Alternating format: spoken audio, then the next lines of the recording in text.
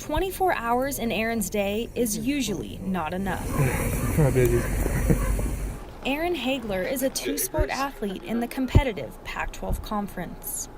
Finding a happy medium between athletics and academics is difficult, particularly when your sport comes first. I had to eat lunch on the way to my next class, so that was kind of challenging.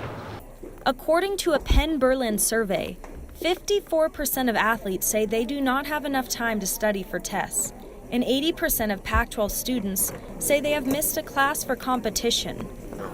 People think it's so nice to miss class, but it's awful because then you're responsible for all that work.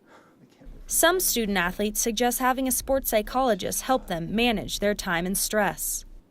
Chris Bader, the counseling and sports psychologist for CU Athletics, helps student athletes find ways to deal with the pressure. If they have a big game coming up, a conference game, a conference matchup, and it happens to be one of those weeks where they have 2 or 3 exams, it just compounded stress. Student athletes are defined by their sport.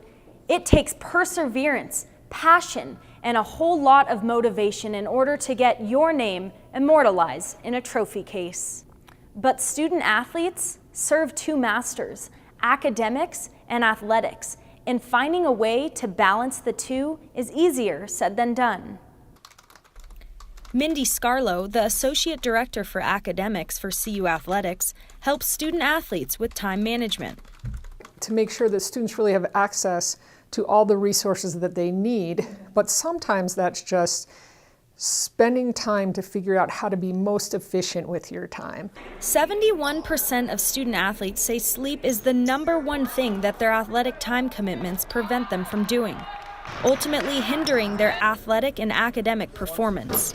Some athletes report waking up at 5 a.m. to get to practice on time, and then staying up as late as 11 p.m. for evening practices and to finish up their homework and attend virtual tutoring sessions.